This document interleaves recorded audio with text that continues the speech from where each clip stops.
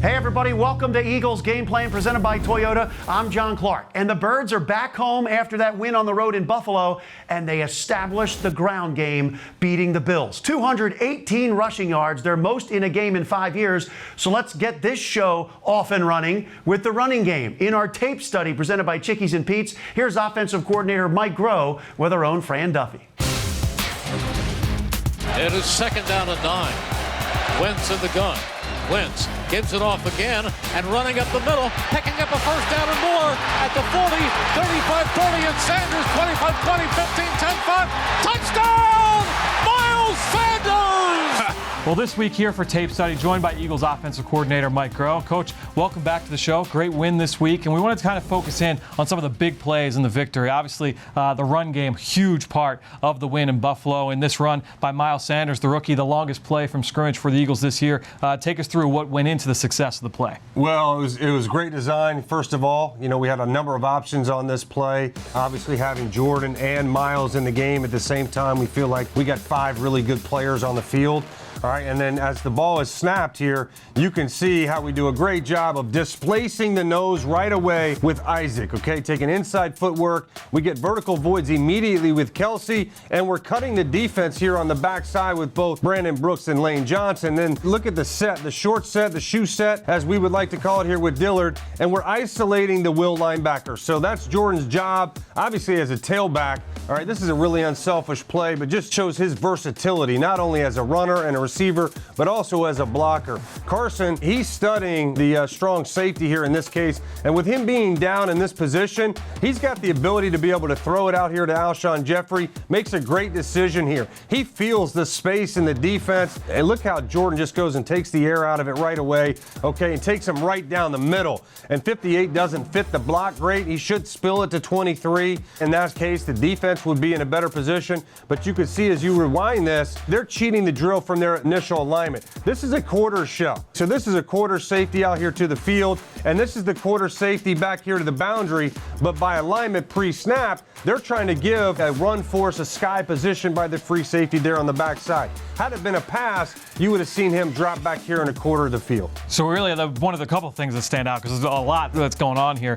I love how quickly Miles is able to just get to that second gear, trust the block from Jordan. If he doesn't hit the afterburners as quick as he does, he might get caught from the backside. So the fact that he trusted it as well, he did help lead to the big play. Yeah, very decisive and obviously a huge hole. I mean, you could see like we could drive a truck through that hole right there. So we see the big block there by Jordan Howard. Obviously a huge presence in the run game on his own right, gets a touchdown in the game and was a huge part of this run game in the fourth quarter to help seal the victory. Take us through this one big 20-yard run. Okay, so we've got inside zone play here to the two-man surface. So we've got, again, Andre Dillard. He's blocking the defensive end, and then we're getting our yellow block here on the backside. So that's that double right up here to into 57's lap. And then we're just going to ride the wave here with Jordan. Do a great job here, again, of cutting the defense, okay, of cutting the defense with our B block here on the backside, back here on the defensive tackle, the 3 technique, and then getting Brandon Brooks up into Edmonds' lap.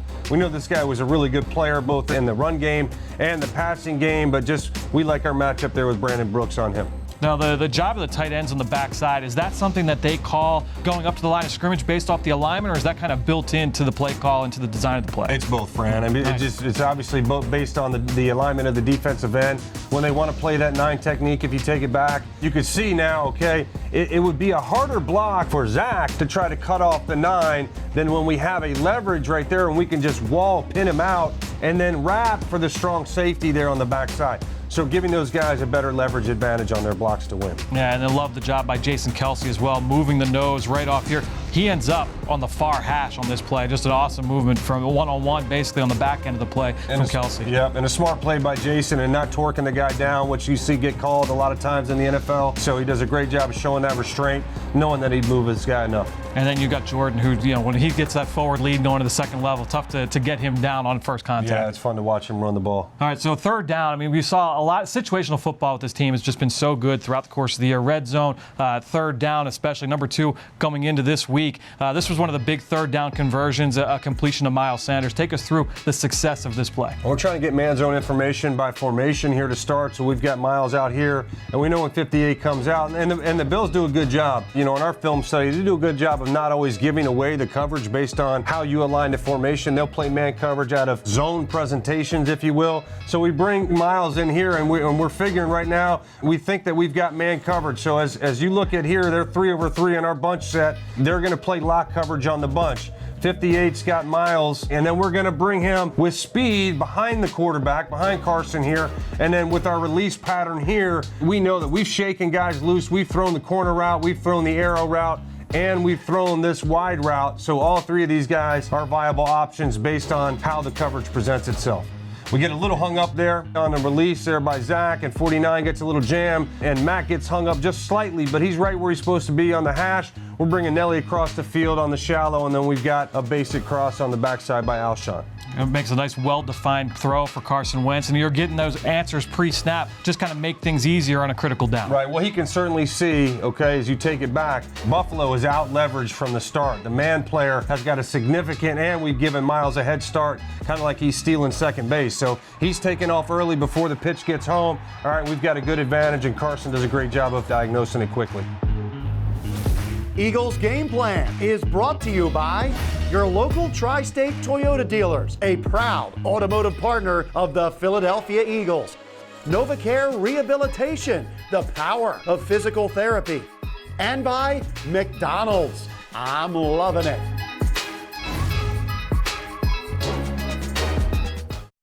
The 2 third down runs.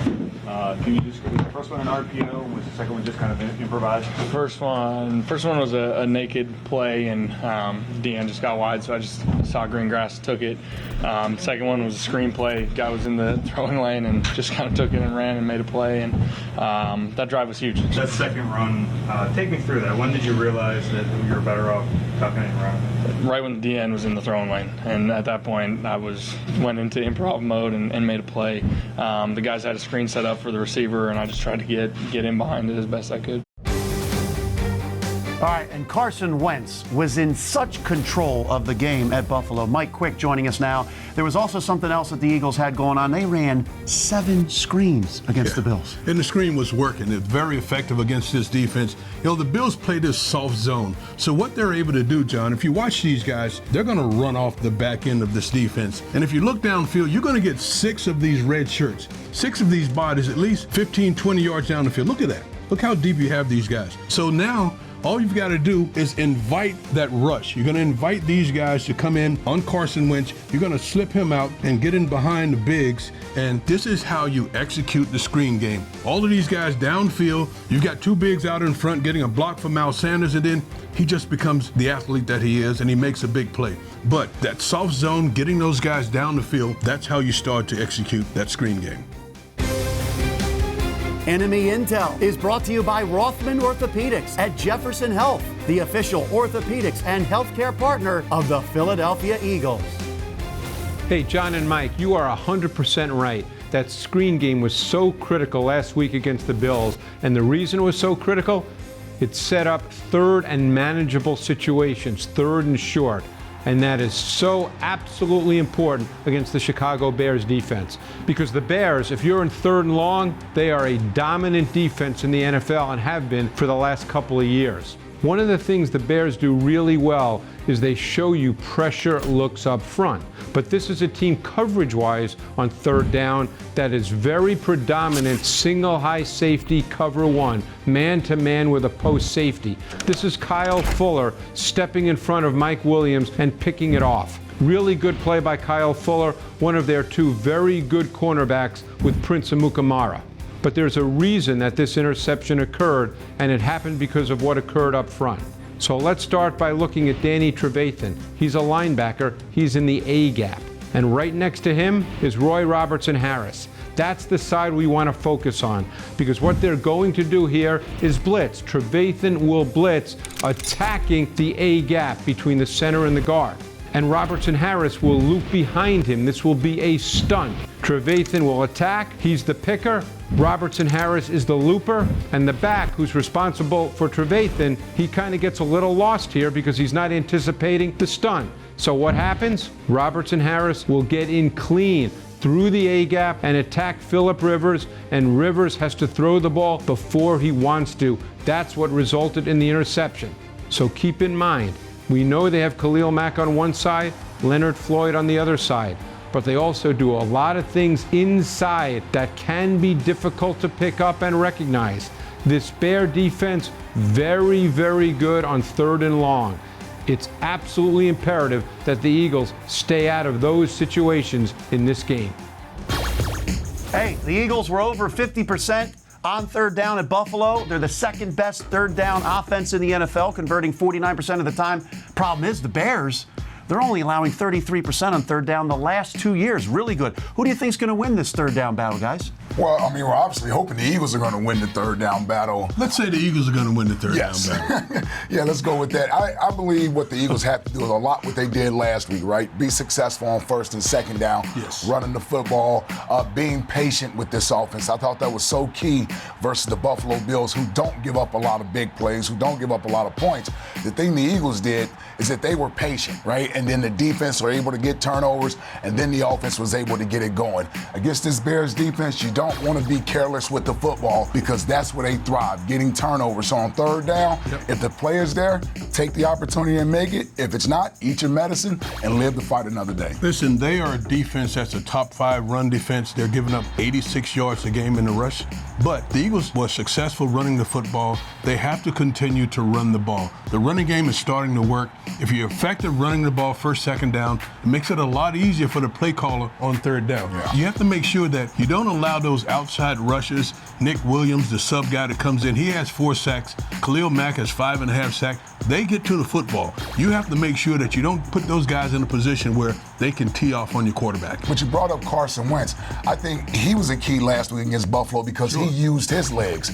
And so off-schedule plays are going to be key against this Bears defense. And he's going to probably have to make 2 or 3 of those this game just to extend drives. And they are a strong man coverage defense on the outside. So you got to come with your man beaters. You got to have guys who can beat one-on-one coverage. And I think Zach Ertz plays a big factor in that. If they're not doubling him on the inside, then that's going to be one of the spots where you want to go with the football.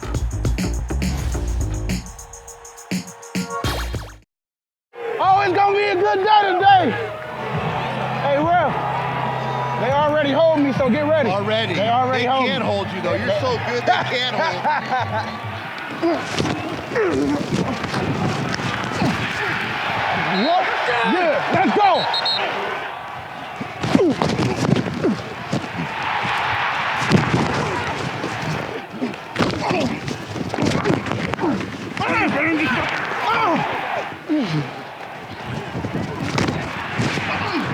Boy, I'm coming after your ass, boy. You better know that. 2-0. You know I got love and respect for you, boy. I know, all love. He's going to run, and he is tripped up, and the football is loose. And let's see, I think the Eagles have it. I think you're right. I think the Eagles have it. It's a called run, quarterback run. Josh Allen off the right side, but he gets pounded. The football comes out. Big opportunity for the Philadelphia Eagles. Hey, keep your focus. Hey, keep your focus. Keep your focus.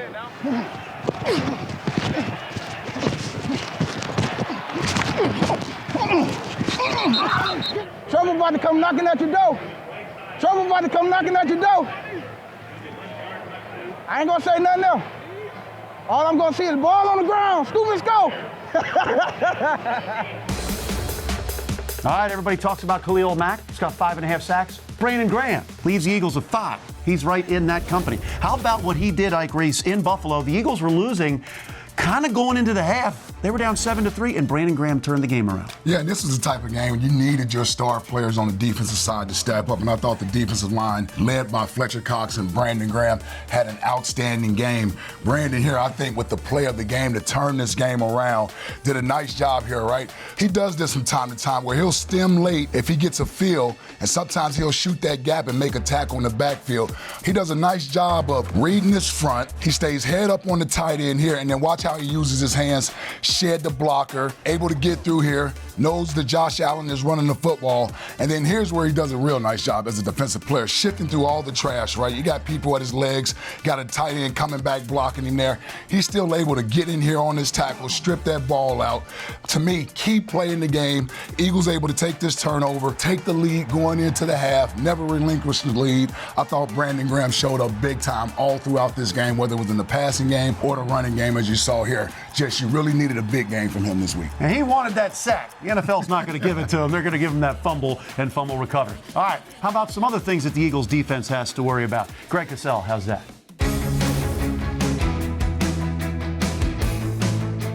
Hey, let's find focus this segment. Let's look at the best receiver on the Chicago Bears, Allen Robinson. Now, he's long, he's athletic, he can make contested catches, and he's really good with double moves. Now, the Eagles are very, very familiar with that because we can go back to last year in the playoff game. I want to show you 2 consecutive plays. The first one is going to be just a quick slant. Everybody runs it. Here, Robertson catches the ball right in front of Avonte Maddox. A nice little gain, 10, 12 yards. The very next play, what do you get? You get sluggo, slant and go. And because of the play that happened right before, Maddox jumps the slant action and he's beaten over the top for a big gain. Very simple stuff, something that the Eagles corners, quite honestly, have struggled with over the last couple of years. Double moves. And Allen Robinson is a master at it. We can actually jump ahead to this year and look at him against the Oakland Raiders. You're going to see the same thing. This one is in the high red zone. Robinson's going to run kind of sluggo again. This time it's a little more of a fade element when he turns it vertical, but it's the exact same concept. He starts by breaking in and then breaks up, this time toward the pylon, and he catches a touchdown. So Allen Robinson, who's on pace for about 100 catches this year and is a really good receiver, he's someone that you really need to take a look at in this game. So watch for him on double moves. It's something the Eagles must be prepared for. All right, the Bears offense is only averaging 18 points a game. That's not good. That's like with the Redskins, Jets, and Dolphins, and they're only averaging 281 yards on offense a game. So, but I'm still going to ask you, who are you concerned about with this offense? Allen Robinson is a guy that you must always be aware of where he's at. The only issue with that offense is, can the quarterback get him the football? Yep. But I'm telling you, if they have time to throw it, he's a guy that you would have to be aware of where he's at all times. Yeah, Trey Burton, Tariq Cohen. Tariq Cohen is a guy that I would be concerned about because they'll line him up in the backfield and they'll go many times with the two-back set. You think they're going to run the ball in the two-back set, but not necessarily. And Tariq Cohen will split out wide. They put him all over the field. When he's out wide, you almost have to treat him like a wide receiver. They can do so many things with him, and it's an offense that really looks like the Eagles' offense. Matt Nagy, the head coach, comes from the same tree as Doug Peterson, the Andy Reid tree. They do a lot of similar things. The offenses look a lot alike. Yeah, and Mitch Trubisky has a tough time in the passing game, and I saw an Eagles defense. Brandon Graham and Fletcher Cox played a great game pressuring Josh Allen, and over their 3-game losing streak, Mitch Trubisky has been sacked 10 times. Yeah. Can the Eagles get after him, or is it a situation like Josh Allen where you also have to watch out for his legs? Both of those things are true. I think the Eagles will have the opportunity to get after Mitchell Trubisky. Their offensive line has struggled to protect him. He's struggled to recognize defenses and where to get the ball out on time. So he's holding on to the ball at times too long. That's led to negative plays. Those are things that the Eagles can certainly capitalize on. And if you're Jim Schwartz, you want to give this young kid who's still relatively inexperienced at playing the quarterback position. Even if you go back to his college days, he was only a starter for 1 year. So there are still things out there that his eyes can sort of start to wander and you can confuse him with different looks. This would be a game, if I'm the Eagles, where you're trying to be a little more aggressive and trying to speed up the thought process of Mitch Trubisky. But just like last week, he has the ability to tuck and run. Yeah. You know, the Eagles were hurt a couple of times by a running quarterback last week. John, the same thing they have to be concerned about this week because Mitchell Trubisky can run with the football. He is athletic.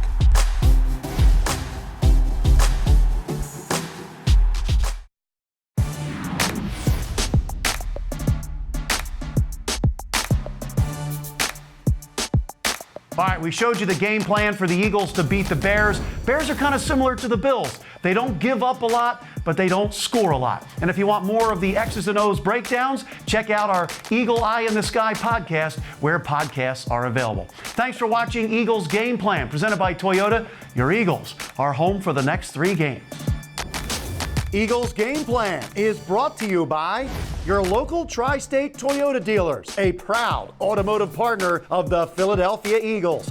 NovaCare Rehabilitation, the power of physical therapy. And by McDonald's. I'm loving it.